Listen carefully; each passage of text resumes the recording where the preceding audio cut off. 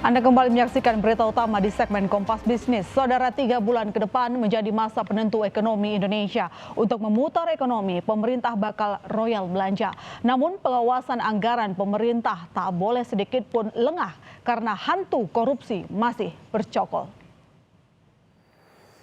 Yang bisa diharapkan sekarang ini semua negara hanya satu yang diharapkan, yaitu belanja pemerintah, spending kita. Belanja pemerintah. Oleh sebab itu jangan sampai ada yang ngerem. Kalau ekonomi di provinsi, Bapak Ibu semuanya ingin cepat pulih, belanjanya semuanya harus dipercepat. Kuncinya hanya di situ. Tancap gas, belanja pemerintah bakal digeber habis-habisan.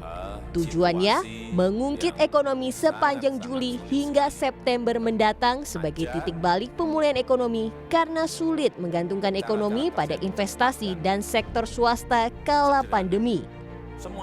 Di Istana Bogor, Jawa Barat, Presiden pun menyentil daerah dengan penyerapan belanja modal yang rendah. Sudah memasuki Juli, setidaknya ada 5 daerah yang realisasi belanja modalnya di bawah 10% dari total anggaran. Nama Sumatera Selatan, Papua, Kalimantan Barat, Sulawesi Tenggara, serta Aceh masuk dalam radar Presiden. Belanja modal pemerintah pusat pun disorot Presiden setiap harinya.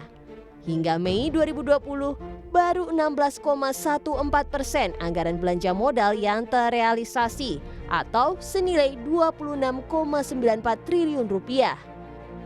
Belanja di luar pengeluaran rutin pemerintah ini sangat diharapkan mampu memutar konsumsi di masyarakat. Namun, tidak sekedar adu cepat. Menghabiskan anggaran pemerintah bisa mengundang hantu korupsi. Forum Indonesia untuk Transparansi Anggaran (FITRA) menyebut sistem pengadaan barang dan jasa perlu diawasi ketat. Jangan melupakan transparansi dan akuntabilitas proses-prosesnya. Itu harus disampaikan kepada publik. Berapa kira-kira anggaran yang digunakan untuk penanganan kesehatan misalnya. Berapa anggaran yang digunakan untuk jaring pengaman sosial misalnya. Atau berapa yang digunakan untuk pemulihan ekonomi, terutama yang di daerah. Karena sepertinya belum banyak daerah-daerah yang mengembangkan dashboard anggaran penanganan COVID ini. Yang itu bersumber dari APBD. Nah, ini yang menurut saya akan menimbulkan potensi-potensi penyimpangan di situ. Potensi korupsi perlu diminimalkan. Fitra melihat pengadaan rapid test dan politisasi bansos dapat menjadi celah korupsi.